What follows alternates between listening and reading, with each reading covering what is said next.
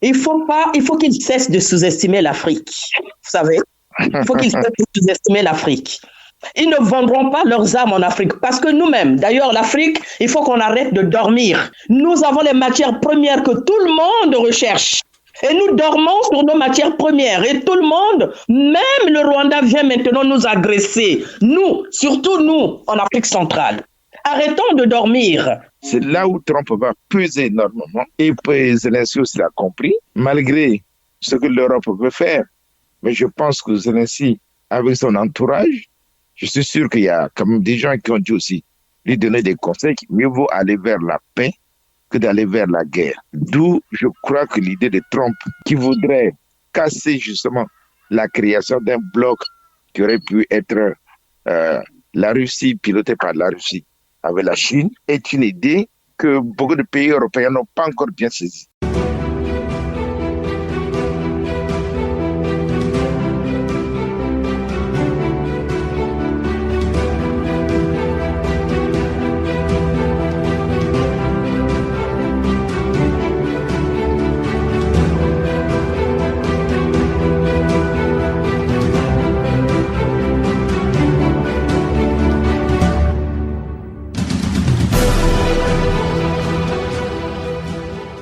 Bonsoir, chers auditrices et chers auditeurs de la radio Bakambi. Vous êtes en compagnie, toujours en compagnie de nos consultants, nos analystes et analystes féminines et au masculin. Ils sont là, ils sont présents. Ce soir, ils vont commenter l'actualité en compagnie de M. Kayus Ebelebe, l'animateur et fondateur de la radio Bakambi, qui n'existerait pas sans les animateurs et animatrices, et aussi sans les auditeurs et auditrices qui nous écoutent. Alors ce soir, vous aurez tous, ils sont là tous et toutes présentes. Nous commencerons par Madame Eugénie Opou, la reine, l'unique, comme elle dit, hein. Madame Opou, bonsoir. Bonsoir, Kayus. Bon, toujours, voilà quoi, toujours disponible, hein. Et puis, ma foi, je salue mes frères 3G, je salue Sabine, et ma foi, on est là. Ok, quand vous dites 3G, est-ce que vous pouvez préciser pourquoi vous dites 3G? Ah oui, 3G, nous avons le frère Grégoire et le frère Gabriel et le frère Guy Sosten. Hein? C'est mes 3G. D'accord. Voilà. Donc, nous avons la 3G et j'espère que la qualité sera meilleure aujourd'hui pour commenter l'actualité. Les 3G sont là, en compagnie donc l'un des 3G qui est M. Grégoire Gaïno. M. Gaïno, bonsoir. Bonsoir, M. Belébé. Bonsoir, les autres G. Bonsoir, mesdames. Bonsoir, les auditeurs. Et bienvenue sur la radio Bakambi. D'accord. C'était les deux autres G qui sont M. Guy Sosten, Miambalat. M. Miambalat, bonsoir. Oui, bonsoir, M. Kayus Ebelebe. Bonsoir également à mes co-débattrices et co-débatteurs. Et bienvenue sur la radio Bakambi. Merci beaucoup pour l'invitation. Merci beaucoup, M. Miambalat. Et vous aurez à votre côté Mme Miaka, Mme Sabine Miaka, bonsoir. Bonsoir, M. Kayus. Bonsoir à tous les auditeurs et auditrices de la radio Bakambi. Bonsoir à tous mes camarades co-débatteurs et à la Queen, enfin à Madame Opou, que j'appelle la Queen, la reine.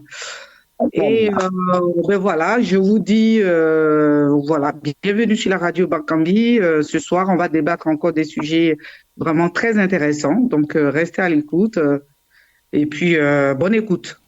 Merci beaucoup. Et pour terminer, nous aurons M. Gabriel Dion, le dernier de la 3G ou du groupe 3G. M. Gabriel Dion, bonsoir. Bonsoir, M. Kayus Ebelebe, notre animateur principal. Bonsoir à mes co-débatteurs et co-débattrices. Bonsoir à nos auditeurs et auditrices de la grande et historique radio Bakambi qui se distingue par le débat contradictoire. Car c'est du débat contradictoire que jaillit la lumière. Bonsoir. Bonsoir. Merci beaucoup. Merci pour votre fidélité, pour votre assiduité, on va dire, fidèle à vos pauses pour pouvoir analyser l'actualité en compagnie des autres qui sont à vous, qui sont au travers du virtuel, on va dire, à vos côtés. Sans plus tarder, on va commencer en parlant de ce qui se passe aujourd'hui du côté de Riyad, de l'Arabie Saoudite, qui est aujourd'hui la vedette ou le pays mis en lumière. Il paraît-il que là-bas, la démocratie, c'est pas que de l'argent, mais c'est aussi des paroles. On reconnaît en ce pays avoir pu régler beaucoup de problèmes, notamment ce qui se passe entre l'Israël et la Palestine. Il y a eu d'autres conflits qui ont été réglés dans les pays d'Arabes Unis. On a l'impression que le pétrole n'attire pas que les gens, mais c'est aussi la sagesse de cette partie. Alors, Zelensky a atterri ce matin à Riyad. Il va être reçu par le prince de ce pays. Et vous avez monsieur, Trump, on ne sait pas quand il va partir. Pensez-vous, pour commencer, que les 1 semaine qui sont prévues vont fixer les enjeux du futur monde qui s'est dessiné et que ils vont sortir de là avec toutes les signatures et tous les traités qui vont faire que désormais la paix sera effective, comme on dit, à partir de peut-être la fin de la semaine. On va commencer par M. Sostan Miamalat. M. Miamalat, pensez-vous que la signature d'un traité de paix se fera dans cette semaine?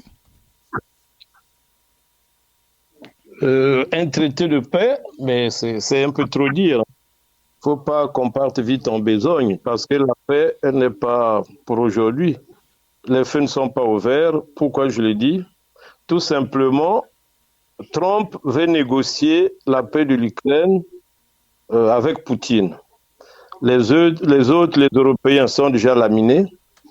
Et voilà qu'il y a un troisième larron qui s'est incrusté, qui n'est pas des moindres, la Turquie.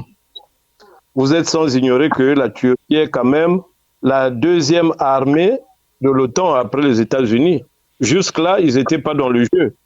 Donc la présence de la Turquie dans ce jeu risque d'effacer même les Européens. Parce que l'Europe a toujours freiné l'adhésion de la Turquie dans son sphère, en Europe, dans l'Union européenne. Mais c'est la deuxième armée, que vous voyez le paradoxe, la deuxième armée de l'OTAN, mais empêchée de rentrer dans l'Europe. C'est ce qui se passera aussi pour l'Ukraine. Donc je ne crois pas qu'à Riyad, ils vont trouver là peut-être les prémices de paix, mais pas vraiment, peut-être même une trêve, pas la paix encore. Un cessez-le-feu d'abord, comme ils ont parlé de la couverture aérienne au niveau des eaux, des mers, peut-être ça. Mais la paix, ce n'est pas pour aujourd'hui. C'est peut-être une trêve. D'accord. Madame Yaka, vous pensez qu'on peut, comme dit M. Sostan-Miamalat, qu'on peut entrevoir une fenêtre qui va se faire de la paix, mais on a l'impression qu'il y a 2 blocs, si ce n'est pas 3, qui s'opposent. On a l'impression que Zelensky joue sa carrière politique et qu'il va défendre comme on dit, un bec et ongle pour pouvoir rester au pouvoir, du moins jusqu'à aller aux élections, parce qu'on pense qu'il a quand même gagné beaucoup de crédit du côté de la population, parce qu'on pense qu'il a défendu les Ukrainiens et qu'il est soutenu désormais face à ce qui s'est passé aux États-Unis dans le bureau ovale. Puis vous avez de l'autre côté le bloc qui est emmené par la France, qui est tiré par la France et l'Angleterre, au Royaume-Uni en tout cas, où on pense que ceux-là font tout pour que la surenchère soit élevée, en tout cas que la paix ne se fasse pas sans eux. Et puis vous avez Donald Trump qui de plus en plus est critiqué en Europe, l'Europe qui considère que Trump les a trahis et n'est plus un allié. Pensez-vous qu'avec toutes ces données-là, on peut réellement sortir de là avec un traité de paix, ou plutôt pas encore? Merci, M. Carius. Ma foi, quand je regarde un peu cette rencontre, ce qui va se tenir, si je pense que je me positionne par rapport à M. Zelensky, je pense que c'est beaucoup plus dans son intérêt de vouloir la paix, donc d'aller plus vite à la signature, d'aller plus vite à l'acceptation de ce qui va être proposé pour que la paix puisse se faire.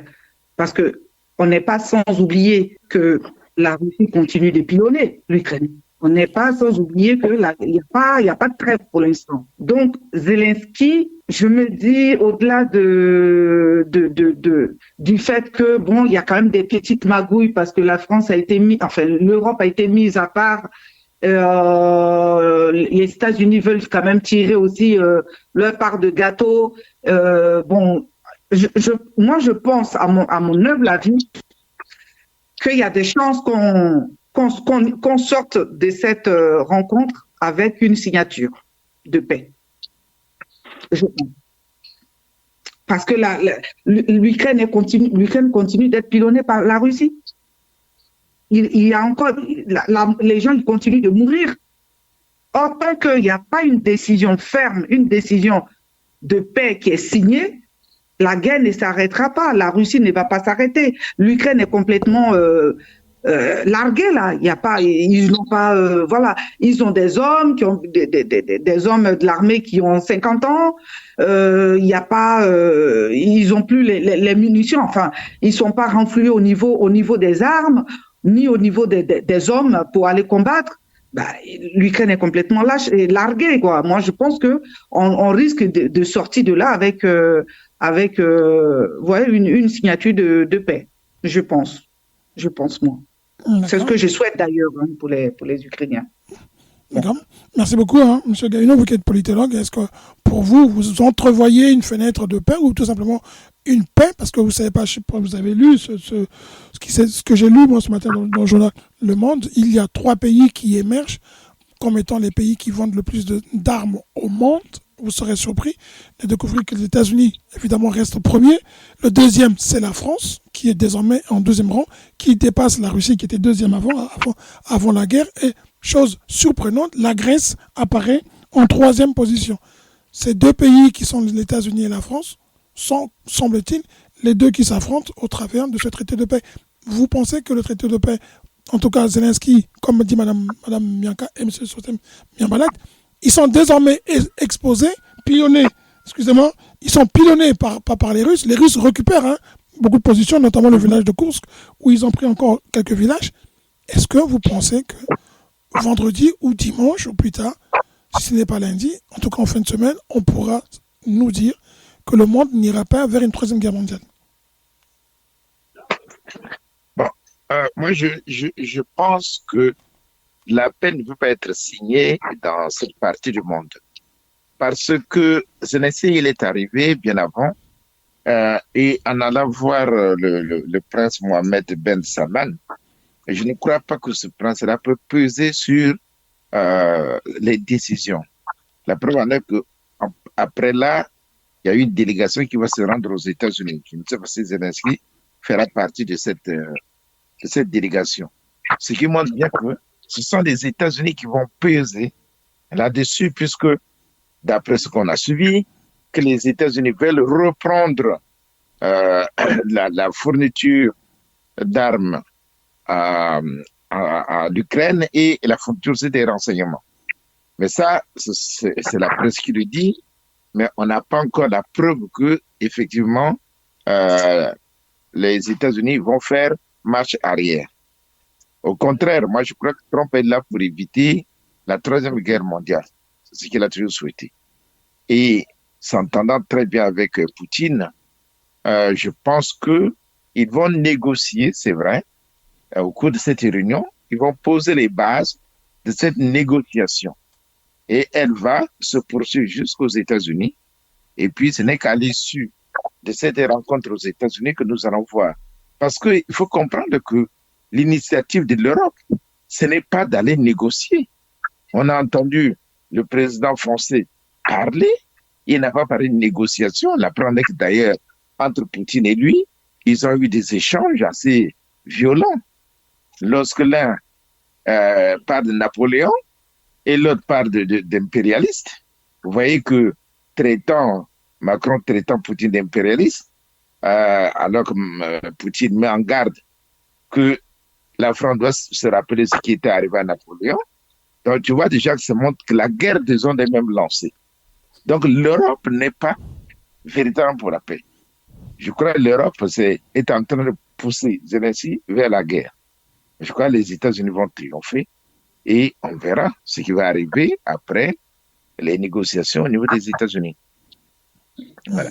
D'accord. Merci beaucoup. Madame Opou, vous soutenez ce que dit M. Gaïno ou bien les 3 prédécesseurs, les 2, Madame Miaka, M. Miambalat, qui pensent que pour Madame Miaka, il est probable qu'on va y vers un traité, ou pour M. Gaïno avec Miambalat, c'est un peu trop tôt. Mais peut-être que dans ces 3 analyses, il y a la réponse qui veut qu'on négocie tous les termes du contrat à Riyad et on va, devant les caméras aux États-Unis, signer avec l'arrivée de Poutine ou peut-être, pourquoi pas, d'un de ses représentants.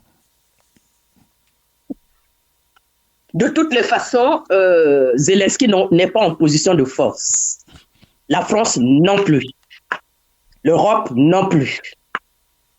Moi, si j'ai quelque chose à dire, c'est dire ils doivent signer ce traité de paix. C'est quoi? C'est quoi ces guerres? Juste pour leurs petits intérêts, je le répète encore. Il y a des choses qu'on peut comprendre. Mais là, vraiment, ces gesticulations de Zelensky, on n'a rien à comprendre dans tout ça. Vous imaginez, la première fois, l'Ukraine avec la Russie, Zelensky et Poutine étaient prêts à signer quelque chose. Et voilà, l'Angleterre s'y met, on ne signe pas. On doit continuer la guerre. Mais que veulent donc ces gens-là? Que veulent les Européens? On continue la guerre et on dit c'est la Russie qui est allée envahir l'Ukraine. Attendez. Alors c'est le mot, hein, tout le monde a le même mot. Invasion de la Russie. Il faut qu'ils arrêtent. On est au 21e siècle. Hein. Les gens ne sont plus des idiots pour les intérêts d'un petit groupe de personnes. Parce que quand nous disons l'Europe, l'Angleterre, la France, on a l'impression que ce sont les intérêts des Français en général, ou des Anglais en général, ou des Européens en général, mais c'est un petit groupuscule de personnes qui est en train de faire la loi et qui ne sait même pas de... Voilà, plus on leur parle des morts, plus ils sont contents. Attendez, arrêtons, quoi. C'est quoi ça?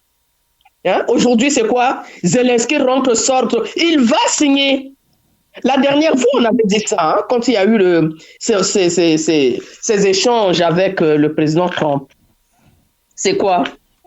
Qu'est-ce qu'il a gagné, lui? Où est-ce qu'il va, lui? Qu'est-ce qu'il peut faire devant la Russie? Et qu'est-ce que la France peut faire devant la Russie? La France, dans l'ingratitude des êtres humains, oublie que si la France a été libérée pendant la Deuxième Guerre mondiale, c'est grâce à la Russie. Qu'est-ce qui se passe? Non. Moi, je veux bien qu'on parle de tout, mais je crois que, comme le dit le frère Dion, il y a des fois aussi qu'on passe aux propositions. Nous ne sommes pas là, effectivement, nous, on n'en a rien à leur proposer, ils ne vont pas nous écouter, mais si on avait quelque chose à dire, c'est de dire Zelensky, arrête tes gesticulations, signe le traité, de toutes les façons, tu n'as pas le choix. Et si tu ne veux pas signer le traité, alors envoie ta famille au front.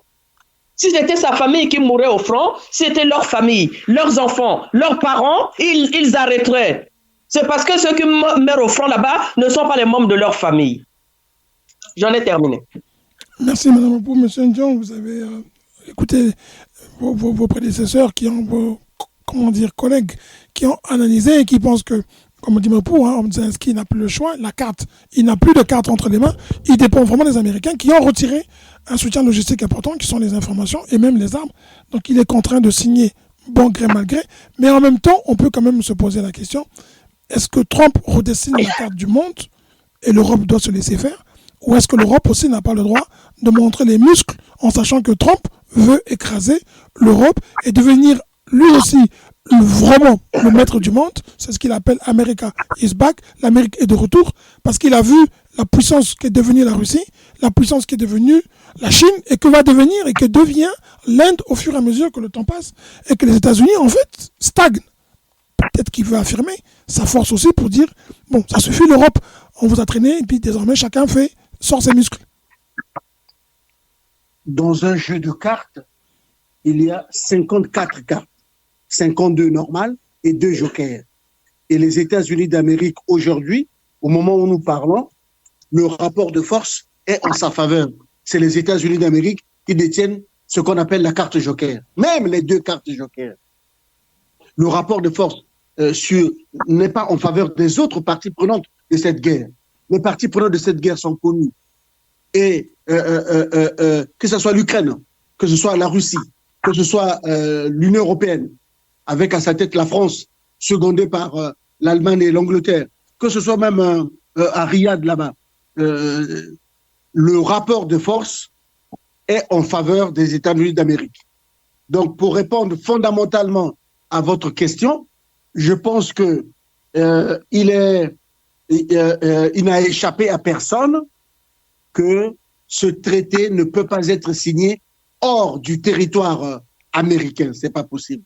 Donc là-bas, nous souhaitons, nous restons optimistes que toutes les conditions soient réunies, que les pourparlers, les débats, les discussions aboutissent à mettre en place toutes les conditions nécessaires pour que, à la prochaine rencontre, nous souhaitons que ce soit aux États-Unis, bien sûr, que tous les protagonistes, tous les belligérants se retrouvent là avec les concernés, bien sûr.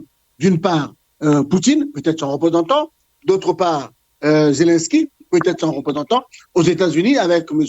Donald Trump, qui signe le traité de paix. Parce que, rappelez-vous que dans les 48 heures, 72 heures qui précèdent ce jour, bien, les États-Unis n'assurent plus la couverture satellitaire, les États-Unis n'assurent plus les renseignements stratégiques, les États-Unis ne financent plus cette guerre, et vous avez vu, c'est en faveur de qui? C'est en faveur de la Russie. La Russie est en train de prendre du terrain. Il y a encore beaucoup de villages qui sont en train de prendre, et quand la Russie a pris ces villages-là, ça veut dire qu'elle est en train de dépasser doucement les fameux 20% du territoire ukrainien qu'ils avaient. Donc, lors de la signature du traité, ils seront donc gagnants. Donc, pour éviter cela, comme dit Mme Opou, des vies humaines, 3 ans sont passés comme ça, alors qu'on pouvait débattre, alors qu'on pouvait rechercher la paix. Les Européens sont restés dans leur coin, ils étaient là, ils attendaient que la coupure du gâteau, et finalement, un homme est arrivé pour proposer la paix, bien sûr, moyennant la signature des contrats commerciaux sur les ressources minières de l'Ukraine. Donc, moi, je reste optimiste que toutes les conditions seront réunies à Riyad, mais la signature ne sera pas là-bas. La signature se fera aux États-Unis d'Amérique. Enfin, pour chuter, je dis ceci. L'Union européenne, avec à sa tête M. Emmanuel Macron, je ne pense pas qu'elle soit dans la recherche de la paix. Non, au contraire. Suivez bien les propositions faites par Emmanuel Macron. La première proposition, la proposition phare qui est en débat actuellement en France et en Europe, il propose pure et simplement 2 choses. 1, la constitution d'une armée européenne. 2, l'augmentation des budgets de toutes les armées des pays de l'Union européenne. Et 3, avoir recruté les jeunes, plus de 30 000 jeunes, pour aller, 10 ans après la signature du contrat, du traité de paix, sécuriser les frontières de l'Ukraine. Donc, vraisemblablement, ils ne sont pas dans la recherche de la paix, mais plutôt, ils veulent attiser le feu parce qu'ils savent que si Donald Trump signe ce traité-là, c'est lui qui sera le plus gagnant avec les traités commerciaux. Je termine par là. Merci. Juste attends. Merci beaucoup. On a le sentiment que pour tout le monde, les forces, chacun sort ses muscles, les populations ne comprennent pas, sont apeurées, inquiètes. Et on a quelque chose qui m'a choqué, c'est que vous avez découvert tous, tout d'un coup, le budget de chaque pays, le budget de l'armée de chaque pays est devenu très important. Ils se sont concentrés, ils ont tous sorti les chéquiers. Désormais, l'Europe dit qu'ils sont capables de mobiliser près de 800 milliards, je crois, c'est 800 milliards à peu près. Hein, 800 milliards. 800 milliards, mais les problèmes essentiels qui sont de la justice sociale, comme dit Mme Opou qui aime bien ce mot, la justice sociale avec M. Sosten Namialat, le chômage, la baisse du chômage, la vie chère, l'électricité, l'eau, les gaz qui ont explosé. On n'a pas trouvé l'argent pour les populations, mais là, pour la défense de la nation, et qu'alors tout le monde sait qu'il est mieux d'aller vers la paix que d'aller vers la guerre, on a trouvé de l'argent. La question c'est pourquoi les politiques sont promptes à trouver de l'argent parfois là où il ne faut pas, ils investissent, mais là où il faut investir, qui est dans l'allègement de la souffrance et de la misère des gens, ils ne trouvent pas ça. Madame Opou, vous aviez terminé. Monsieur Miamana, vous voulez commencer? Oui, j'aimerais ajouter tout ce que vous dites là. Vous voyez, là, l'Europe un peu panique. Même les montants de 800 milliards de l'Union européenne, il y a une discordance entre tous ces pays-là. Parce qu'ils n'ont pas tous trouvé intérêt d'attente à ce sujet-là. Et puis, tout ce qu'ils demandent là, c'est pas à court terme, hein. C'est peut-être à moyen et long terme. On ne peut pas constituer une armée en quelques mois. On ne peut pas investir. Et puis, dans la constitution de l'Union européenne, dans leur traité, il n'y a pas une défense commune. En dehors de l'OTAN, les pays devraient se défendre sur le plan national. Donc, toutes ces questions, il faudrait les revoir. avant d'aller, mais on temps Poutine avance. Moi, je pense que sur cette crise, l'Europe s'est auto-exclue. En tout cas, par rapport au bellissime de M. Emmanuel Macron, il attaque trop Poutine. Alors que quand on veut négocier, on veut la paix, même ton pire ennemi, il faut être un peu souple avec lui. Mais Poutine ne permettra pas à Macron ou les Européens de venir s'asseoir. À la place, il va préférer Erdogan. Parce que Erdogan, il rentre dans la danse parce qu'il peut parler à Poutine, il peut parler à Zelensky, il peut parler à Trump. Donc, il est à cheval. Et Erdogan, son armée est plus forte dans l'OTAN que l'armée française. Donc, il n'a pas de parti pris. Il est neutre. Il parle avec tout le monde. Or, c'est ce genre de personnages qui sont mieux outillés pour la recherche de la paix. Mais qu'est-ce qu'il ne vous dit pas que il va proposer même ses services. Si Poutine ne peut pas aller aux États-Unis, mais il peut venir à Ankara, parce que Poutine a des bons rapports avec Erdogan et Erdogan avec Trump. Mais la future armée européenne, c'est pas encore d'actualité. C'est un peu des théories vaines pour le moment. Parce que chaque pays, il faut sortir le chèque. La France met 50 milliards dans son armée. Or, eux, pour atteindre l'objectif de 800 milliards, il faudrait qu'ils augmentent de 30, donc 100 milliards. Mais avec la crise, ils vont ponctionner ça. Les impôts, les défenses, les livrets A. Donc, tout ça, tout est flou et tout le monde n'est pas d'accord aux solutions proposées par Macron. Même l'Allemagne n'est pas... Il y a encore pire, hein. Il y a encore pire, Sosten. Il y a encore pire, dans les critères de convergence de l'Union européenne, il y a la limite que nous connaissons tous, de 3% du PIB qu'on ne doit pas dépasser en termes de déficit budgétaire. Mais là, Emmanuel Macron propose que exceptionnellement... Ça a été revu. Il propose que exceptionnellement, on peut passer à 3,5, on peut passer à 4, parce qu'il faut financer vraiment la constitution de cette armée européenne. Mais comme le dit Sosten, une armée, ça se fait en 6 mois, en 1 an. Donc, c'est peine perdue. Moi, je pense que Donald Trump a proposé quelque chose de bien. Et comme nous constatons que Zelensky revient à de bons sentiments, il a accepté d'envoyer ses équipes pour discuter. Il a accepté, dit-on qu'il aurait même présenté des excuses, si ce n'est pas exagéré. S'il a présenté des excuses, ça veut dire qu'il revient sur la table de négociation. Donc, il va signer le traité de paix. Et comme ça, il n'y aura plus des morts supplémentaires pour rien. Pour rien. C'est Zelensky. Alors, c'était un peu la question qui était destinée. Les hommes ont été rapides, ils ont tous tiré leur colte, comme on dit. Vous voyez d'où vient l'argent et pourquoi l'argent n'est pas investi pour aider dans le côté social. Hein, les gens crèvent la dalle en France, oui. Les gens souffrent. Pourquoi l'argent n'est pas investi? Moi, je voulais faire une autre analyse de la situation. Madame Opo vous permet, parce que M. Ndion et M. Bienbalat ont jumpé. Oui. Allez-y, oui, c'est bien, oui. M. Gaïno, allez-y.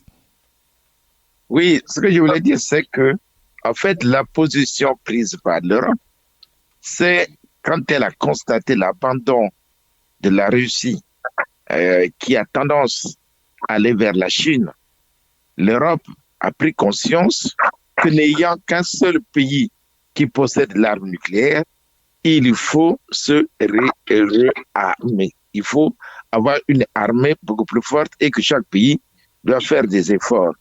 Mais la France, vous trouvez déjà l'opposition qui ne peut pas donner son arme nucléaire ou livrer ça à d'autres pays, même européens. Donc, tout simplement que chaque pays va se lancer dans la recherche. Mais pourquoi aujourd'hui l'Europe craint? Vous savez que depuis très longtemps, M. Poutine, depuis qu'il avait commencé la guerre, il y a eu l'embargo, tout ça là, avait réuni d'autres pays comme les pays africains, l'Inde, le Brésil, tout ça, comme s'il voulait former un autre bloc. La Chine aussi d'ailleurs, qui s'était associée à la Russie.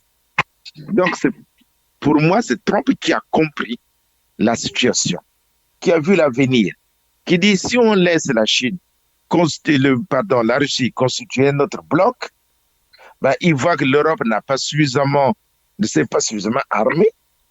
Et donc, c'est le bloc Europe qui sera plus faible. Et il n'y aura plus que les États-Unis qui vont avoir cette force-là, donc ça va lui peser lourd.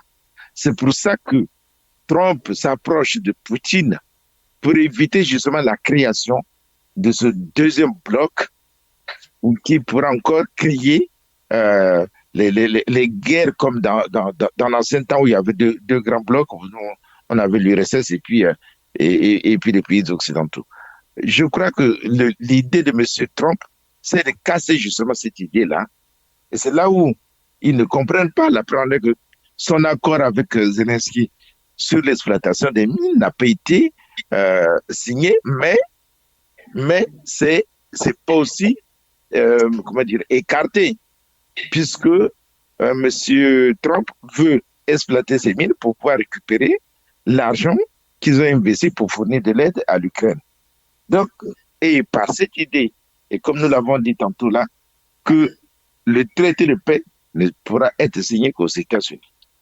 C'est là où Trump va peser énormément. Et puis Zelensky aussi l'a compris, malgré ce que l'Europe veut faire. Mais je pense que Zelensky, avec son entourage, je suis sûr qu'il y a quand même des gens qui ont dû aussi lui donner des conseils qu'il mieux vaut aller vers la paix que d'aller vers la guerre. D'où je crois que l'idée de Trump, qui voudrait casser justement la création d'un bloc qui aurait pu être la Russie, pilotée par la Russie avec la Chine, est une idée que beaucoup de pays européens n'ont pas encore bien saisie. Je crois qu'ils vont le comprendre, peut-être certains pays, peut-être comme la Turquie, comme d'autres pays. Mais je parle particulièrement de la France, de l'Angleterre, je crois qu'ils n'ont pas compris la politique de Trump. C'est ça le gros problème.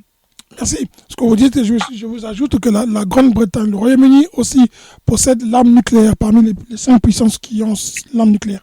Il y a la France, la Chine, le Royaume-Uni, la France est parmi ceux-là. Vous avez évoqué un sujet, vous dites qu'il y a un bloc, il y a déjà le bloc qu'on appelle le BRICS. Vous pensez que là, la stratégie de Trump est de détruire ce bloc-là pour pouvoir l'affaiblir, et pour ça, il est prêt à caresser la Russie. Madame Opou, c'est votre vision, c'est aussi votre analyse, tout en restant, s'il vous plaît, un peu scotché. Ce que je voulais dire maintenant, c'est, du point de vue social, 800 milliards, ça se trouve.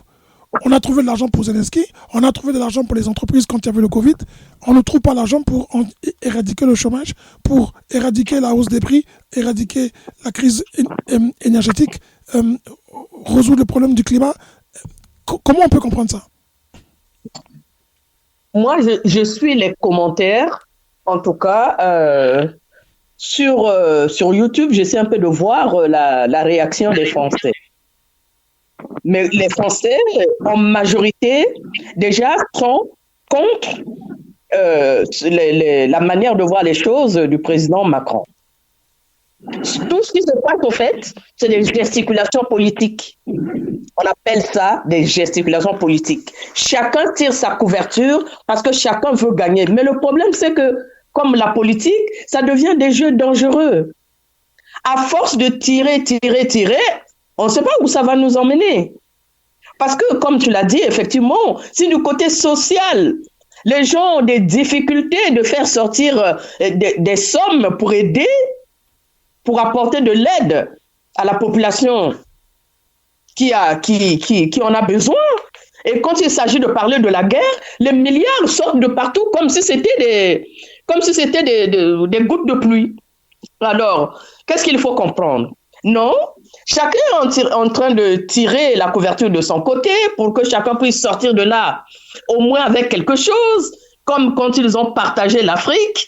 Mais ma foi, si maintenant ils veulent partager l'Europe, j'ai envie de dire quelque part, ce qu'ils ont fait à l'Afrique, ça revient chez eux. C'est ça, hein? Ma foi, quand vous brûlez, quand chez l'autre ça brûle, il faut savoir éteindre. Quand vous n'éteignez pas, ça arrive chez vous.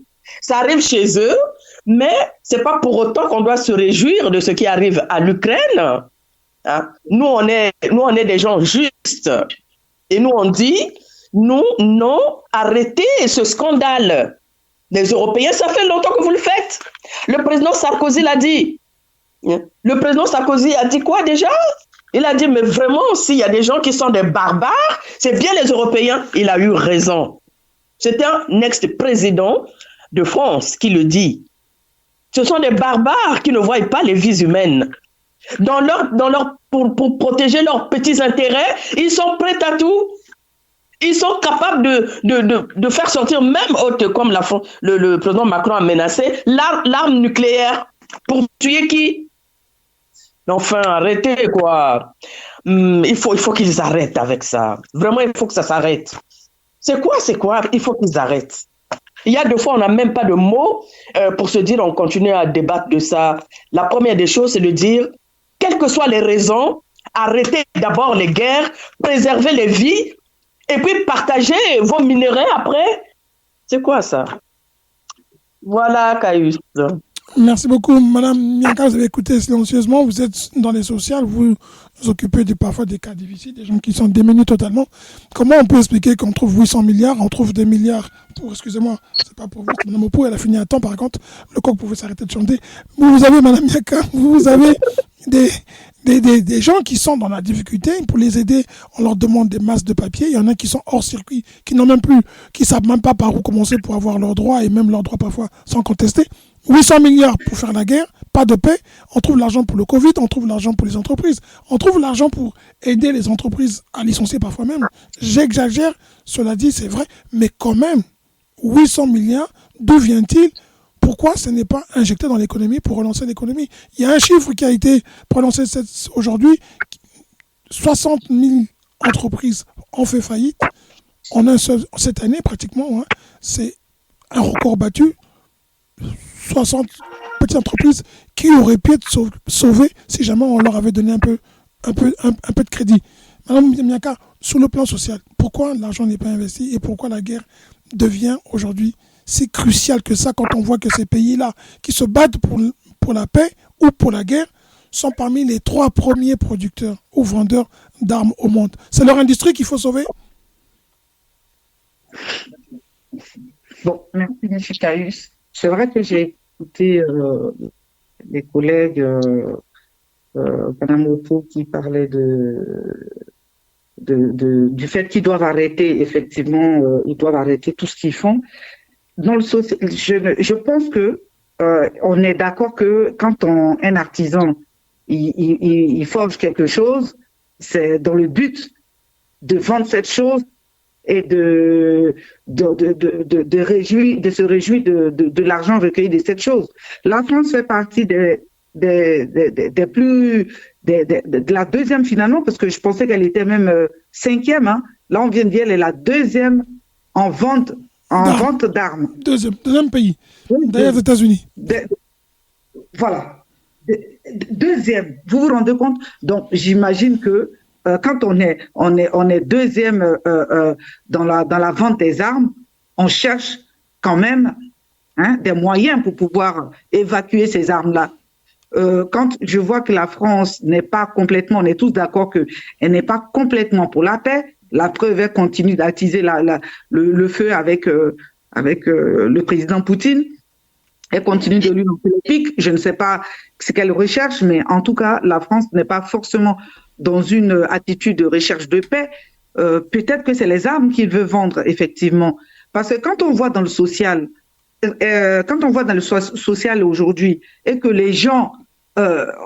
les travailleurs sociaux que nous sommes, on est démunis face aux moyens qu'ils mettent à nos dispositions pour accompagner les personnes en situation de précarité, c'est compliqué. Donc, cette année, qu'est-ce que j'ai envie de faire remarquer? C'est qu'ils ont financé beaucoup dans la guerre de l'Ukraine. Ils ont peur de ne pas avoir retour sur investissement. Et qu'est-ce qu'ils ont fait pour pas que les gens ils se plaignent? Là, ils ont fait tout récemment l'augmentation un peu du SMIC, l'augmentation des retraites, l'augmentation de machin. Tout ça, c'est pour voiler. En fait, c'est pour faire endormir le peuple. Parce que le peuple voit bien clair que finalement, dans cette guerre où la France est complètement investie avec dans le financement, en accueillant même, on peut prendre l'exemple des personnes qu'ils ont accueillies, des Ukrainiens. Il n'y a pas de logement. Mais pour autant, on a accueilli combien d'Ukrainiens? Est-ce qu'ils ont dormi dehors? Non, ils étaient tous logés, blanchis. Donc, c'est pour dire que quand il y a la propagande, il y a plein de choses, la France, il y a de l'argent qui est là. Mais si les Français, si on ne se lève pas, il y a de l'argent. La preuve, quand il s'agit de débloquer de l'argent, ils le font. On a vu pour le Covid, on a vu pour accueillir les Ukrainiens. Et là, on est en train de voir pour les armes. Mais pour autant, des gens, ils dorment dans la rue. Des gens, ils savent même pas où aller manger. Le 115 est complètement saturé. Et nous, on est dépourvus de solutions pour ces personnes-là. Donc, il y a de l'argent. Ils peuvent débloquer de l'argent. Mais ils savent fermer un peu les yeux. Ils savent caresser dans le sens du poil le peuple français. C'est pour ça. Sinon, il y a de l'argent. Mais les gens, ils crèvent de froid dehors. Ils crèvent parce qu'ils n'ont pas de logement. Ils ont rien à se mettre sous la dent. Pourtant, la France a de l'argent. La preuve. 800 milliards et ils vont débloquer leur part. Non, mais attendez. Voilà. Moi, je suis complètement, je suis déçu parfois des gouvernements, des politiques de la France. Quand je vois la façon dont ils traitent le peuple, je suis déçu. Ça sera le mot de la fin pour notre sujet d'actualité. On va évidemment passer à l'autre sujet. Comme dit Mme Sabine, on est parfois tous déboulonnés. Hein. Parfois, on ne sait pas où on va. Monsieur Miamalat? Excusez-moi, je peux le dire, j'ai une inquiétude. Concernant l'armée européenne qu'ils veulent instituer là. Mais ma question est celle-ci. À supposer qu'ils réussissent à créer leur armée, ben, ils vont fabriquer des armes. Mais à un moment, il n'y aura plus de guerre. Mais ces armes-là, il faudrait bien les évacuer quelque part. Est-ce que l'Afrique ne sera pas un terrain d'expérimentation des armes-là, va s'armer superbement? Ils veulent concurrencier. Donc, ils vont mettre beaucoup d'argent, 800 milliards, mais après, les armes, ça se dégrade aussi. Il faut les conserver, il faut entreposer ça quelque part. Mais la finalité, c'est quoi? C'est pas envoyer ça dans la poudrière africaine, parce que le risque, c'est ça. Ces armes vont nous servir pour les tests, pour l'expérimentation. Moi, ma crainte est celle-là. Plus elles s'arment, c'est le monde de l'Afrique. Pardon, Sosène, ta crainte est bien fondée. Parce que, regarde, aujourd'hui, il y a des guerres un peu partout. Et à chaque fois, quand il y a une guerre, c'est là où on vient expérimenter ces armes-là. Et comme tu le dis, ils vont fabriquer beaucoup d'armes, mais ce sera pour aller provoquer des guerres partout, et particulièrement dans les pays africains. On voit bien ce qui se passe en RDC, ce qui se passe au Soudan, le pays qui est en guerre là depuis. Au Soudan, voilà ce qui se passe au Soudan. Vous voyez, donc. Le Mali, le Burkina Faso, le Togo qui souffrent. Voilà. Donc, il faut s'y attendre. Ça, c'est vrai, il faut s'y attendre.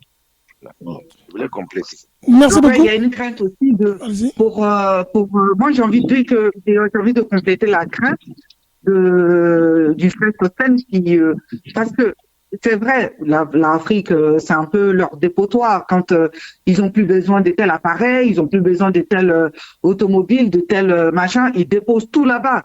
Donc, la crainte, effectivement, on pourrait voir en premier lieu l'Afrique.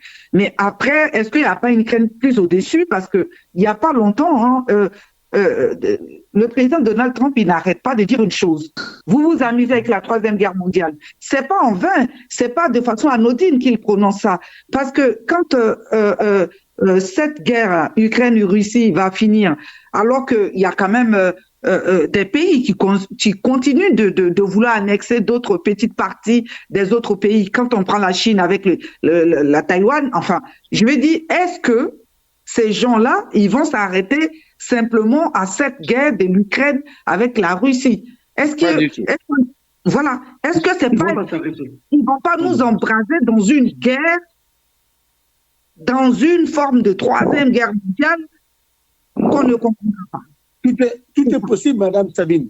Tout est possible parce que, regardez, dans la guerre, il y a une dimension économique et financière qui est là. Une dimension commerciale même. Donald Trump parle de quoi? Retour d'investissement.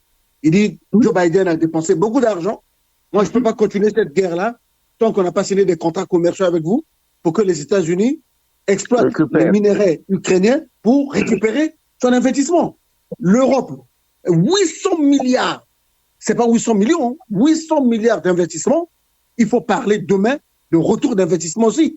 Comment faire ce retour d'investissement s'il y a la paix partout? Ils vont créer des ils vont créer des guerres partout. Ces armes-là, une partie sera utilisée bien sûr sur les territoires européens pour assurer la paix, mais une autre partie sera vendue. Parce qu'il faut penser au retour d'investissement. Mais ça sera vendu où? Là où il y a des poches de guerre. Ça sera vendu en Afrique, comme d'habitude. La France va vendre en Afrique et les armes vendues nécessitent d'être utilisées. Il y aura donc d'autres guerres. Et puis, qui ne dit pas qu'on peut même créer des guerres artificielles, créer des guerres de telle sorte que, parce que les guerres, ce sont, sur le plan économique, une guerre est un marché. Deux marchés. Mais ces marchés-là doivent être alimentés en munitions et en armes. En munitions et en armes. Donc, ces 800 milliards-là seront rentabilisés sur l'Afrique. C'est tout. Je peux ajouter quelque chose pour finir. Je dis ceci. Il faut qu'ils cessent de sous-estimer l'Afrique. Vous savez? Il faut qu'ils cessent de sous-estimer l'Afrique. Ils ne vendront pas leurs armes en Afrique parce que nous-mêmes, d'ailleurs l'Afrique, il faut qu'on arrête de dormir. Nous avons les matières premières que tout le monde recherche. Et nous dormons sur nos matières premières. Et tout le monde, même le Rwanda vient maintenant nous agresser. Nous, surtout nous, en Afrique centrale. Arrêtons de dormir. Nous, nos anciens fabriquaient déjà les armes. Nous allons commencer à fabriquer nos armes nous-mêmes. Et leurs armes, là, on va les jeter à la poubelle. Il faut, qui veut la paix, prépare la guerre. L'Afrique doit commencer à préparer ses guerres, mais pas entre l'Afrique, mais entre ceux-là qui nous emmènent des guerres. Et pour se préparer contre eux, il faut qu'on apprenne à fabriquer les armes nous-mêmes, et nous pouvons le faire. Nous avons des compétences. Si seulement les gouvernants pouvaient faire confiance à leurs compétences, nous pouvons fabriquer les meilleures armes du monde. Ah non, il ne faut pas attendre toujours qu'eux, ils arrivent. Leurs armes, ils fabriquent pour eux, ils n'ont qu'à garder ça pour eux. Et qu'eux-mêmes... Ah, maman, J'ai compris que le sujet est passionnant, que vous avez tous donné vos avis. Je vous remercie beaucoup et encore une fois, essayez de savoir que nous ne faisons pas la politique, mais nous essayons de comprendre la politique.